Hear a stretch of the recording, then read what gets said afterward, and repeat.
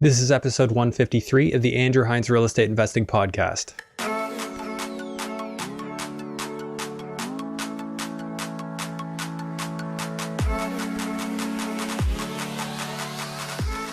Welcome to episode 153 of the Andrew Hines Real Estate Investing Podcast. Today I have Chris Herlin on the show, and Chris is a cash-focused investor who cut his path in Ontario and has recently moved out to British Columbia. On this podcast, we talk about Chris's investing strategy in both St Thomas and Stratford, Ontario. He's done wholesaling, he's done construction and flips, as well as his own BRRRRs, which has allowed him to develop the cash flowing portfolio that he now has, which has allowed him to be completely self-employed and running in real estate full time. So Chris is an interesting guy. We got into some of the entrepreneurial activities he's up to right now, in addition to what he's done in real estate. And I'm confident you're going to enjoy this episode. Just before we jump into it, if you could just kindly take a moment to rate and review this podcast on Apple Podcasts. And if you're watching on YouTube, if you wouldn't mind hitting the like, subscribe, and notification bell, it'd be greatly appreciated just to help more people find the show. So without further ado, let's go ahead and jump into episode 153 with Chris Herlin. Enjoy. Hello and welcome to the Andrew Hines Real Estate Investing Podcast. I have Chris Herlin on the show, and he's going to tell us all about what he's up to. Chris, thanks for being here.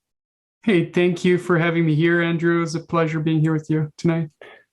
Yeah, well, so Corey McKinnon mentioned that you were a guy to have on the podcast, said you're doing big things, but I don't know your story. And I know you sent me some numbers that we're going to go over here later on. But why don't you just tell me about your story in real estate? Where'd you start? What are you up to now? Yeah, so my story started in Canada in 2013 when I moved to Canada. So I'm originally from Brazil. Came with zero money, zero friends, zero family, and really started a brand new life after living my whole life in Brazil. And I came here for work. I was not a real estate guy, didn't know anything about real estate in Canada, and basically came here as an engineer, mechanical engineer, used to work for automotive companies. And met my wife the same year in 2013. And it turns out that her family and my family were very similar interests in real estate. So my parents were always real estate investors in Brazil. Her parents are real estate investors in Canada. And basically that passion came together, right? And we both started investing in real estate together. So our portfolios started growing really slowly at the beginning. So since 2014, we're just 9-to-5 workers, just, saving some money, buying one property here, one property there, and then start learning the power of equity and cash flow, start pulling equity from the properties that we had, and then buying more properties. It turns out that it came 2017, we bought our fourth property, and our mortgage broker said, Chris, don't come here anymore. It's over. You're capped. It's 4 properties here is the maximum. And so we basically gave up. That's what we knew, right? Our mortgage broker was the one and all information we had. And so we continue, saving money and making cash flow, and we love the cash flow of real estate. And in 2020, beginning of 2020, I started really questioning a lot of things, right? I started watching videos on the internet and really getting to know bigger real estate icons in Canada, and seeing there were 100 properties, 1,000 units. And it was how are all these other guys doing this? And I've been told that 4 was my maximum. So then that's when I start joining masterminds and doing boot camps and meeting people, getting involved in the community. And that's when I started really learning the realities, right? Removing those limited mindset, right? The limiting beliefs that we had, that they don't exist really. Actually, you can actually have more properties if you use the right more creative ways in real estate. And it turns out that same month in February 2020, I added 9 more units to my portfolio in 1 month. Like, How?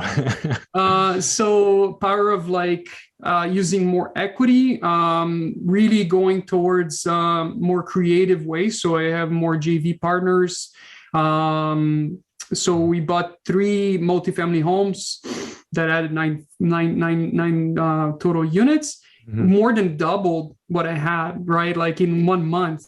And I was like, whoa, like that's possible, right? So it's just the creative ways, right? Like we use VTBs, JV partnerships. Actually, 2 of the other properties, because I bought at very highly discounted prices because I was buying off market. The banks were looking at them like huge equity on it. So actually, I got 2 more properties with banks, which totaled 6 properties buying from traditional banks, which is not common to see, but yeah, it's possible too. So definitely that change in mindset really was really the start of my career in real estate, to be honest.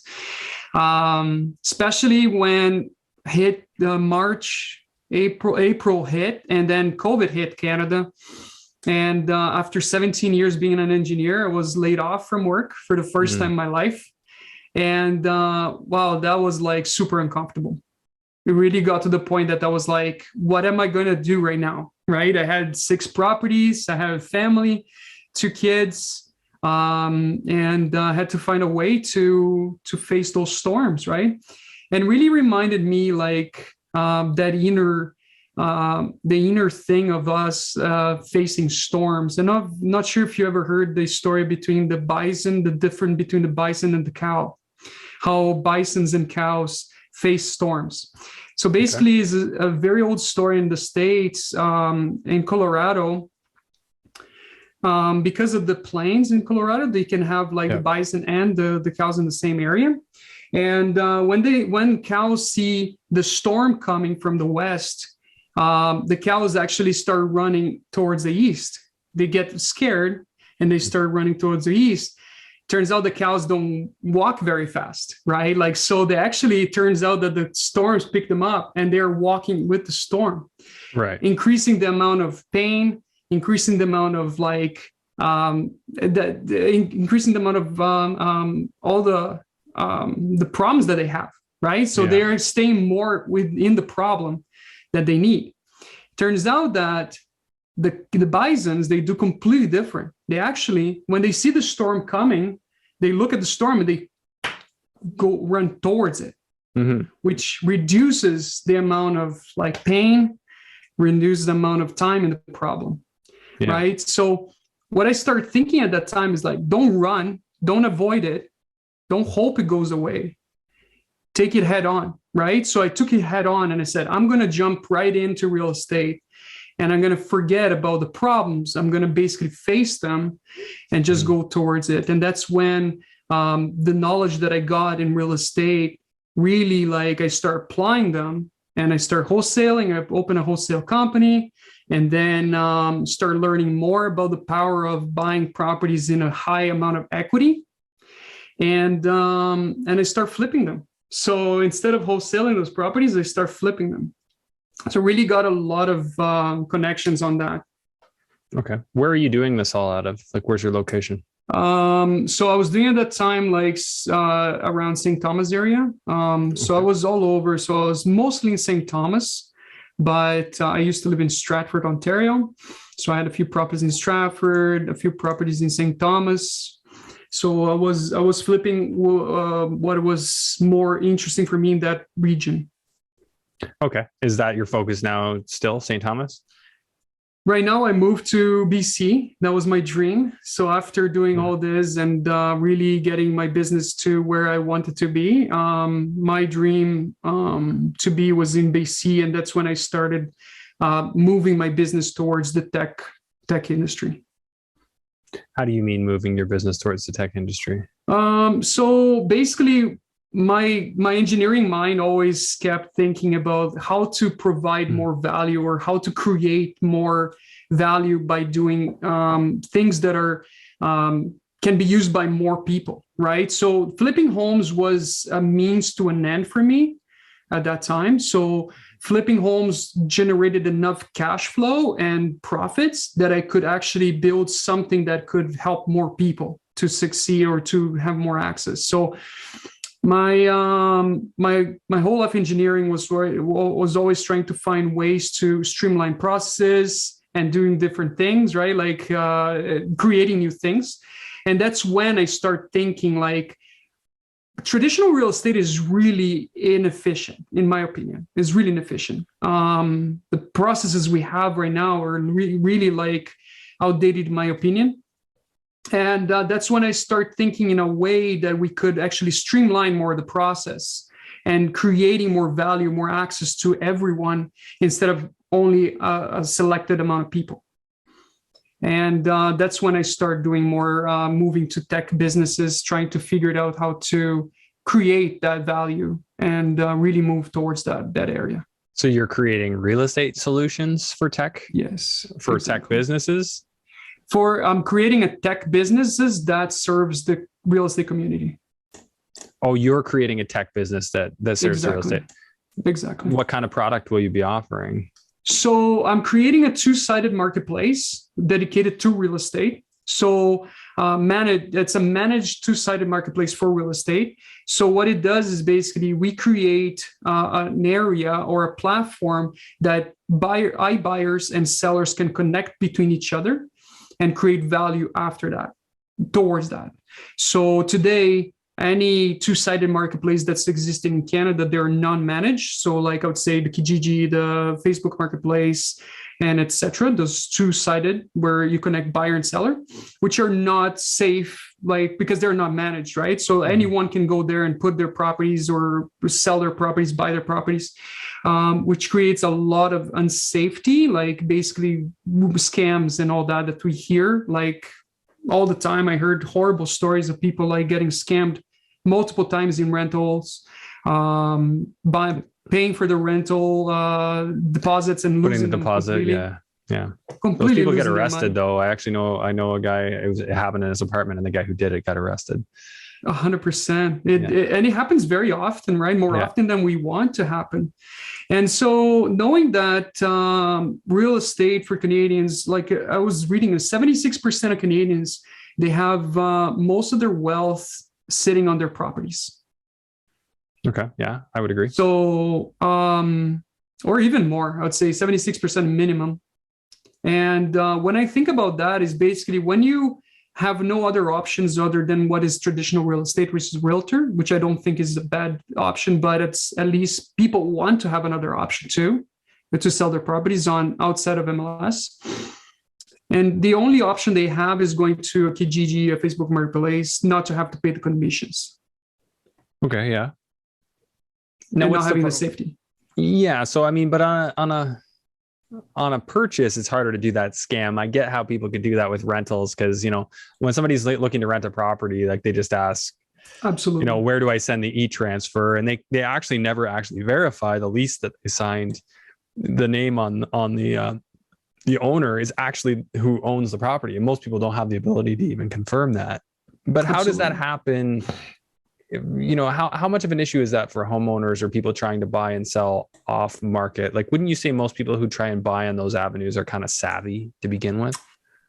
They can be savvy, but it all depends on speed, right? Is the speed that's what's turning people from succeeding more or getting their properties. I know that the market right now is really hot and properties are sellable much faster, but speed's still a massive thing in real estate. Success loves speed, right? So when you have... So your platform's going to improve speed? 100%. So and you're targeting investors or are you targeting homeowners? Both. So what we do is basically instead of like targeting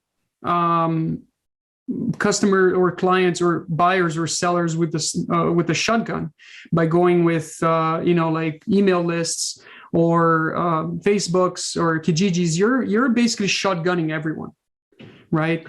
When we can actually target customers that are looking for properties in these regions that are looking for those, and we can actually get their attention immediately with a text message or a notification on their phones, you're improving speed, which those people that are really looking for a property, they actually can find those properties much faster by having a system that actually enables them to be the first ones to see the property. So are you suggesting that people who use your system as buyers can sign up that they get notified if a property of a certain type goes for sale in a certain area? Like they'll get a text 100%. Or something. Yeah, they get the notification straight on their phone. Like so kind of like the realtor system where you get on that drip when the new listings go. So you'd be basically doing the same thing, but for stuff that's not on market. With realtor, like I think you need to enter a email list, right? Then you need a realtor to set you up. Yeah, they got to set you up, and then they put you on a search, right? So this one you'd be able to do it yourself. Okay, yourself. So we got one side of it down, but what about the other side? Like what it would incentivize people to want to sell on that market, to sell on that platform versus listing with free type service like I don't know, Grapevine, Purple Bricks. I don't know what other ones there are. Yeah, it's speed, transparency, and cost, right? So when you talk about commissions, right, because all those companies, they still charge you commissions on the sale, right? Independent. Some of them are flat fee, but yeah, there's something. It's still like on the hundreds or the thousands, whatever it is, right? With new technology and the subscription-enabled applications is a subscription fee, which is a low cost for people to basically go in and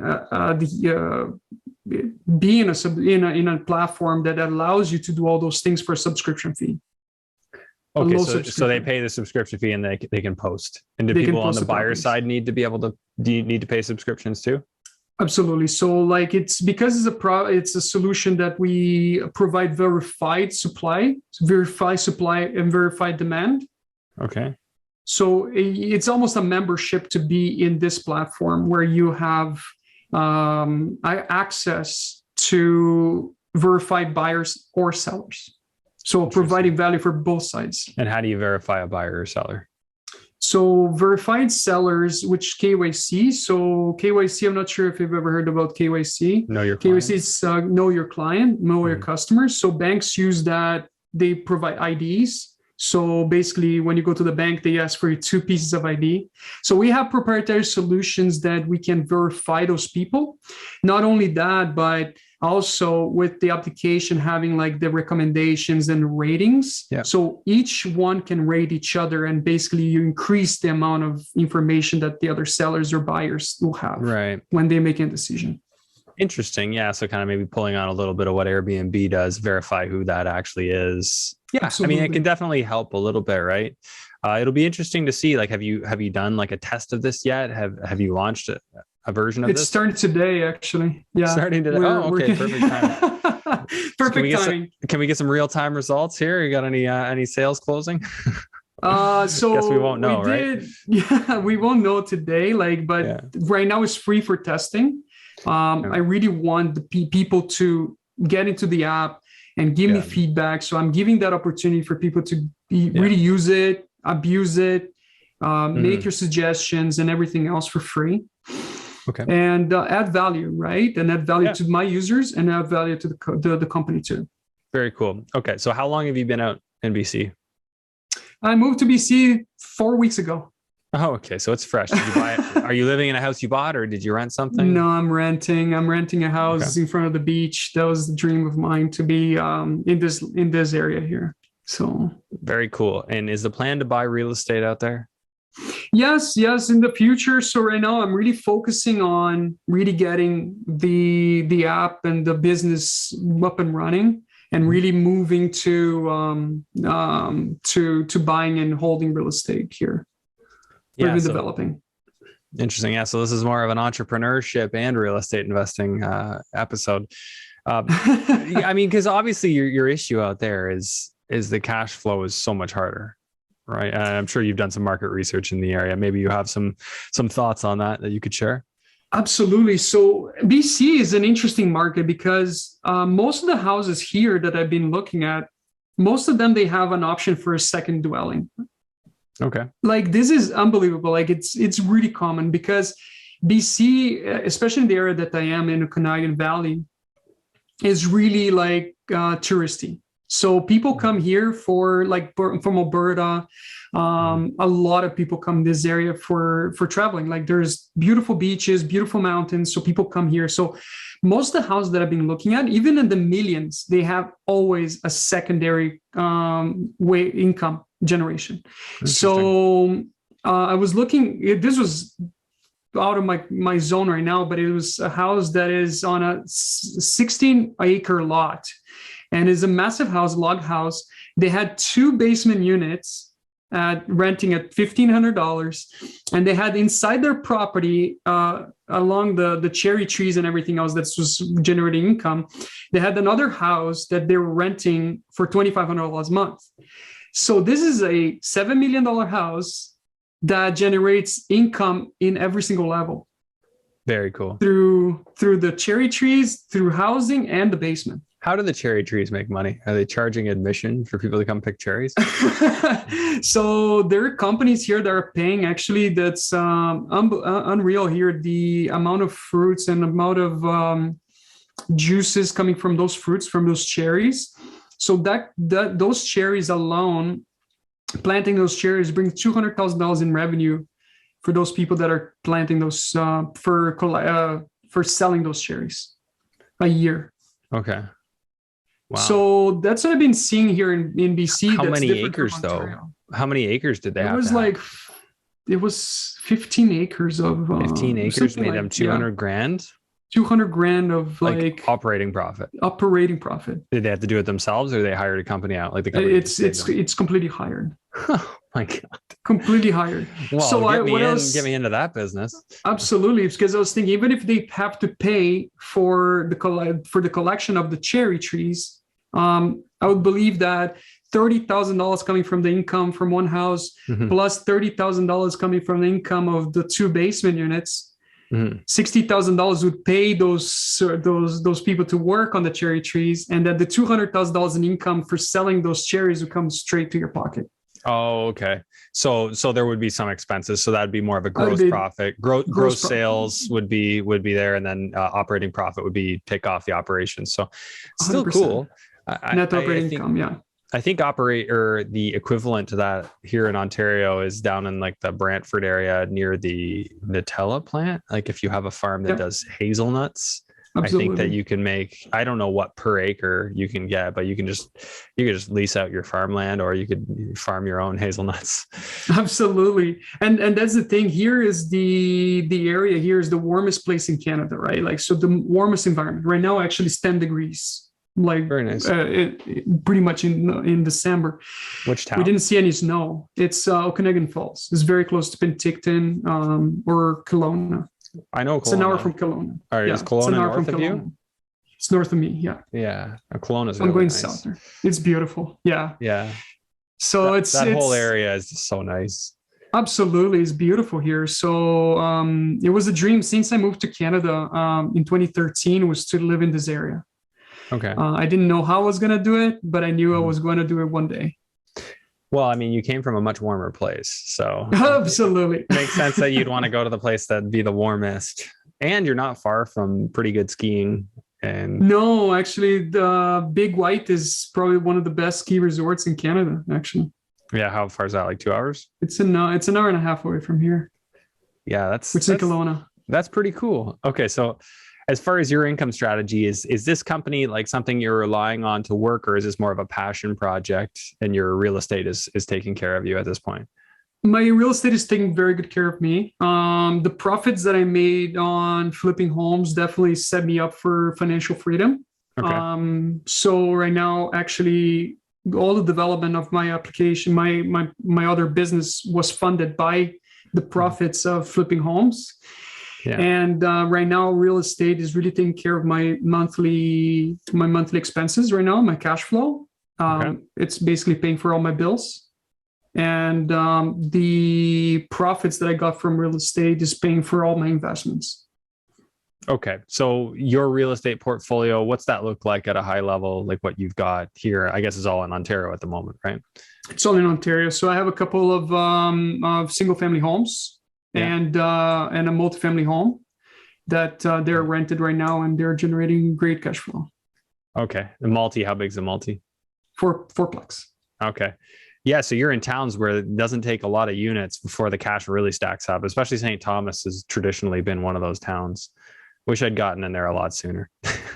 Absolutely. Me too. We got in 2020 when the prices was still like really low, I would say, compared to anywhere else, right? Like we're buying houses at $180,000, $200,000.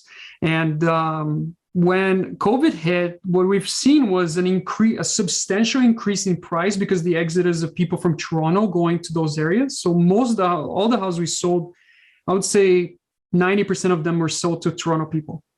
Very cool. So you were just flipping properties and selling them off. I was basically plus a couple of BRRRRs. Yeah. And did you have a corporation that you set up for flipping? Absolutely. Is that the same corporation that's doing the wholesaling or a different one? No. So we had a wholesale company, Cornor Properties, and then we had a construction company that did all the work. Okay. So you hired your own employees? I hired my own employees, and I was doing the work. That's one of the things that really killed me. I was doing a lot of the work myself. Yeah, that's a great way to start though, and build a team. 100%. If you're in there doing your work yourself, and then you can kind of oversee your replacements.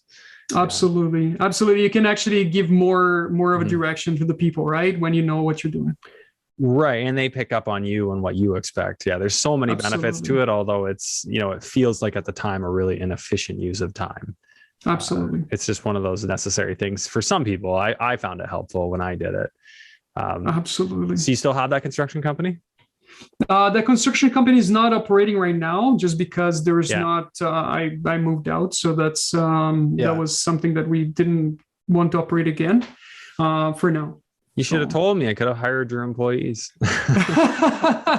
Actually, funny enough, my employees were like entrepreneurs themselves. And those guys, great guys, Jason and John, they actually, when we start finishing the last units of all the flips that we're doing, they ended up opening their own company.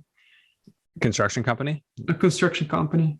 Yeah. I feel like there's so many people who are skilled in trades and, have a good head on their shoulders. They just want to open their own company because they see how much money you can make. There's a few that just have a fundamental reason they don't want to run their own company and they want to be employees. Those are great. Like if you can get those, but in my experience, a lot of these guys, they want to be running their own show. So absolutely. Pros and cons, right? It's nice. It's nice when they have their own thing. They can take care of all their own insurance and they just send you a bill and do the work. That's cool. You just got to find a way to make that work. So what about the wholesaling business? Are you still doing that here? Is that still going on? I did a lot of the wholesaling and flipping my own properties. I still have people in Ontario that I really work with in terms of checking those properties and making sure that they're good. And if they're good for us to flip, those guys are responsible for that and would be like the financial partner right now. Okay. So yeah, we're continuing to do some work in Ontario. But you're not really actively trying to sell to other people. You're just finding your own deals.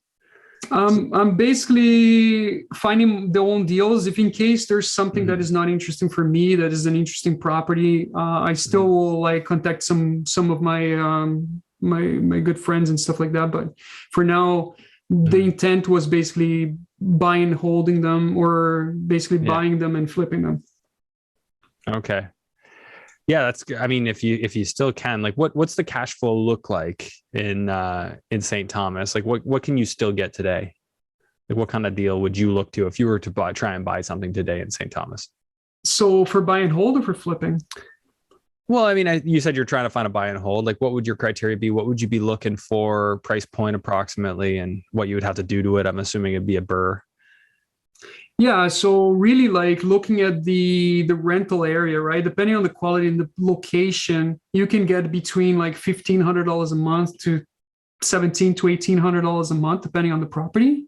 In St. Thomas? For rental, yeah. For what? Actually, a 2-bedroom I'll get $1,500. Three bedrooms, $1,700 plus utilities. So that we had actually a duplex that we just renovated. I decided to sell it.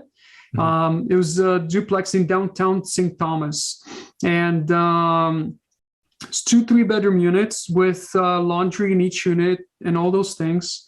And basically, that someone purchased the property and they're renting for $1,700 a unit.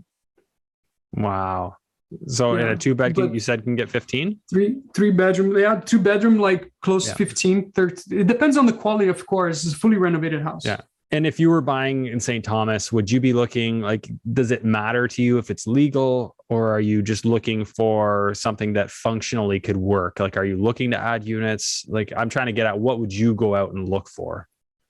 So I'm always looking at adding value, right? So when we're talking about buying a property, of course, for you to make the most amount of money, you need to be able to buy something that needs to be added value. Because when you buy something that's already like all done, typically with the market that we have today, with buyers coming from Toronto, coming from everywhere else, especially on an MLS point of view, it is really hard to win bid and buy for a good price that you're going to make money, right? So for an investor perspective, it is really hard on that side. Okay. And when we're buying off market, that's a different scenario. But really looking at those numbers, right? Like breaking them down and making sure that any kind of updates and the cost to hold the money, that will be positive cash flow at the end of the day on the rental, right? That's basically the main. Would you still be cool to buy single families, or do you only want multis at this point? So a single family home's fine. Do you need to be able to add a unit to it in order for it to make sense to you? It really depends, right? On the price point, on the purchase price and the comparables in terms of rentals. But I have a lot of single families in Stratford, Ontario, where I bought for the right price. I added a second dwelling on it, and they make great cash flow. Some of them I couldn't add a second dwelling, and they still make amazing cash flow. I have a property that makes over $1,000 a month in cash flow. And that in the Stratford? Or? In Stratford. Okay, so you have Stratford and St. Thomas. Those are the two and places. St. Thomas, exactly. Yeah. Which one do you like better for cash flow? I love Stratford, honestly, because Stratford, because it's a touristy town and really brings a lot of the entrepreneurs. And actually, one of my houses I'm renting to an entrepreneur has the Airbnbs in Stratford. And great clients, great tenants I have. Honestly, like all my properties in Stratford, I haven't seen them for 5 years sometimes. I haven't been in the property for 5 years. How many do you have there? I have 5 properties in Stratford. Wow. Okay. And they're all like they're all single families and duplexes mix? Yes. Yeah. Exactly. So 2 dwellings or single families. And they're like my best cash flows ever. Do you do Airbnb especially there? I don't Airbnb them. I wish I did Airbnb, but at the same time, like the peace of mind I have today, not to have a property manager going there all the time and having problems with tenants or fixing things. Honestly, like it's honestly a peace of mind every single day for me to own real estate. Yeah, man. You're preaching to the choir here. It sounds like you got a really like stable, solid portfolio with those 2 towns. Yeah, they offset each other well. I mean, of course, there's still good cash flow in St. Thomas too. Absolutely. Yeah. My best cash flow is still in Stratford, but St. Thomas is not a bad area right now, especially because the companies that are there, Magna and all that. So if you can provide a good property that people can actually live and live a good life in a good region. Those good employees from Magna, from other companies, they will come to you and rent from you and give you a peace of mind too. Yeah, that's key, right? Like good employers that bring good people. Okay. So if you wanted to say go buy, like would you buy or are you looking in either of these towns right now? At this point, no. Okay. In Stratford, I am open to Stratford because my guys are in Stratford right now, like people that I've been dealing with right now. So I'm actually open to invest in Stratford still. Okay. Stratford. What would you look for? Like what type of property would you look for? So I'm still focusing on flipping homes. right now. So right now, what I'm looking for is any off-market deals that I can add value, or my guys can add value, and we can improve the do improvements and sell them. So it could be income property, could be single family home, wouldn't Could matter. be anything. Could be Yeah. duplex, triplexes. Now, are they typically like older homes if it's Stratford? Like, are you getting into like kind of like nice, quaint homes, or are they just a mix of everything? So the two last ones I've done in Stratford, one was from 1910, another one was from 1970.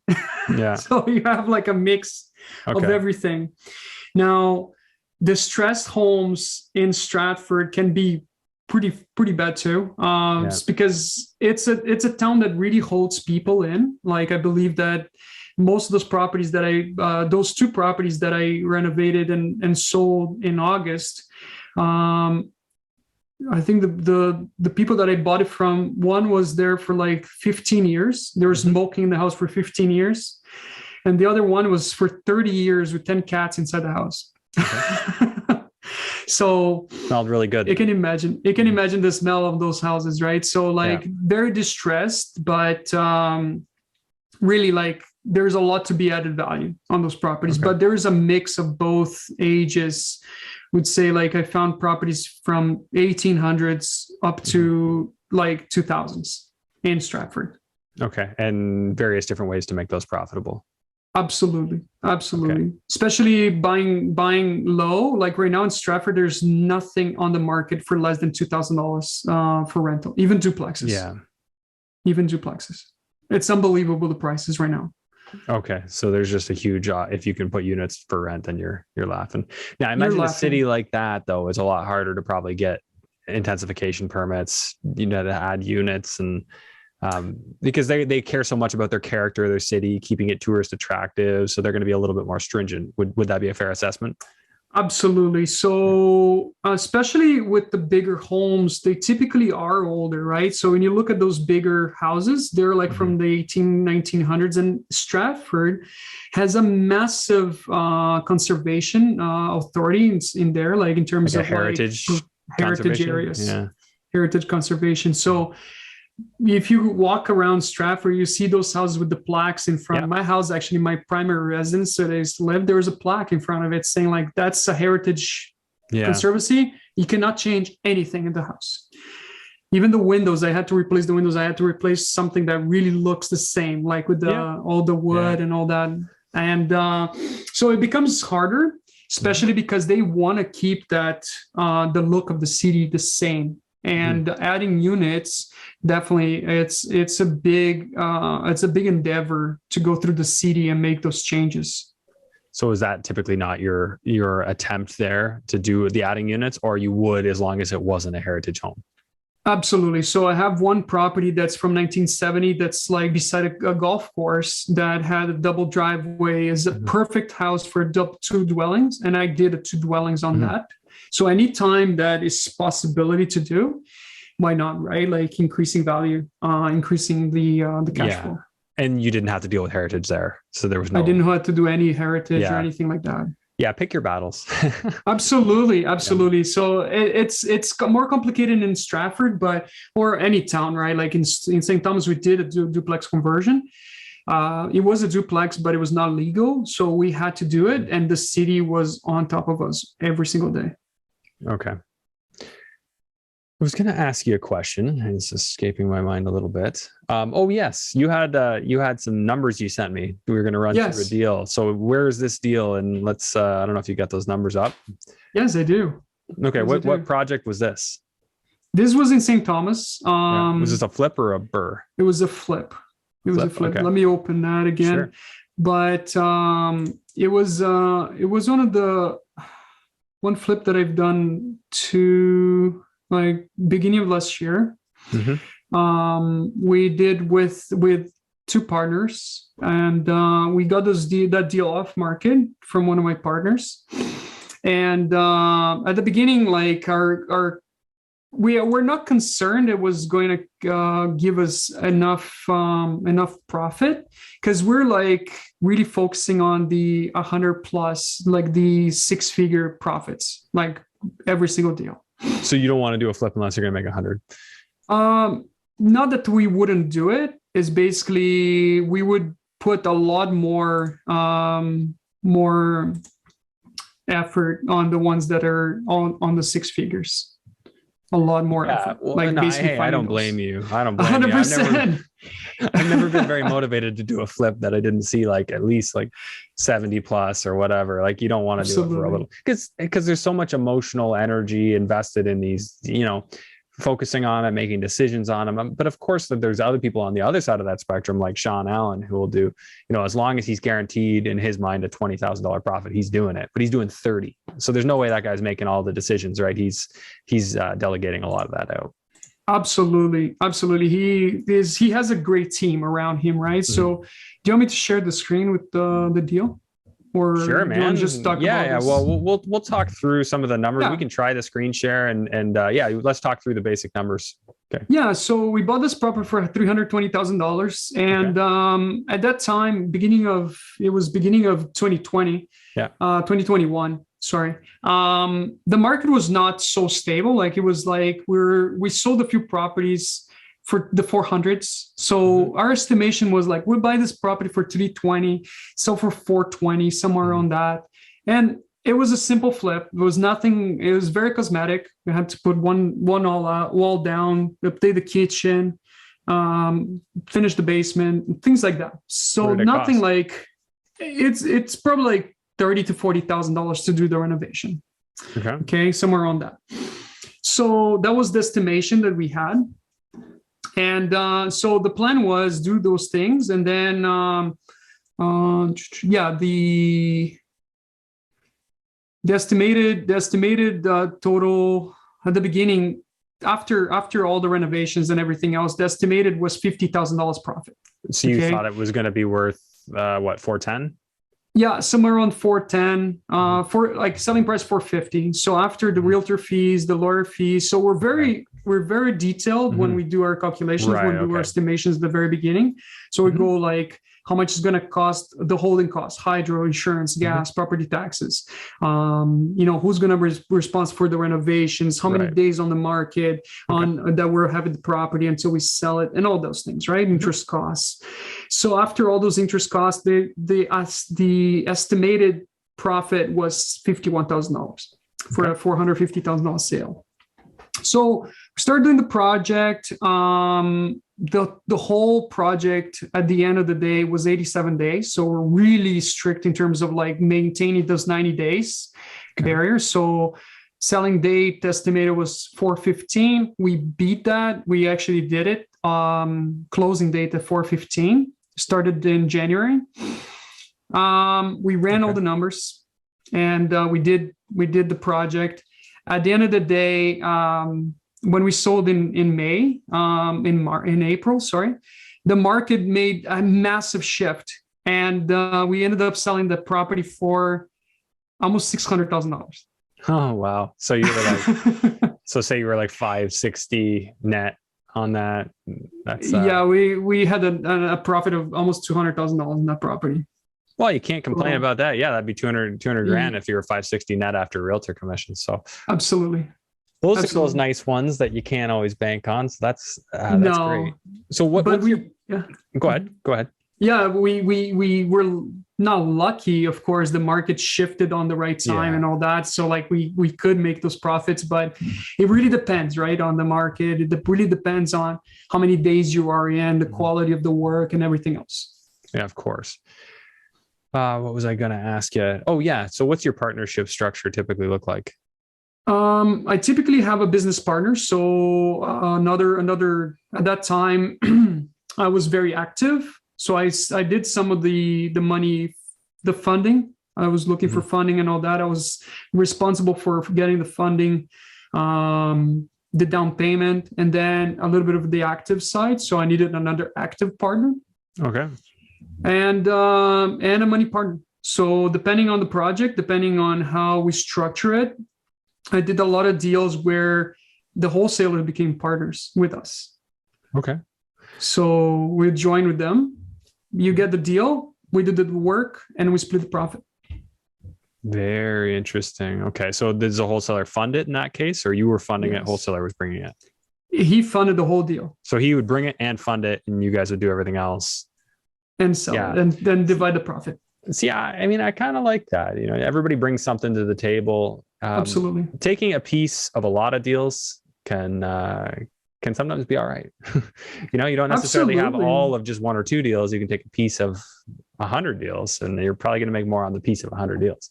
Absolutely. And that's what we try to find, like creative ways to continue doing the business, right? Because we wanted to do a lot of houses. We wanted to do one a month.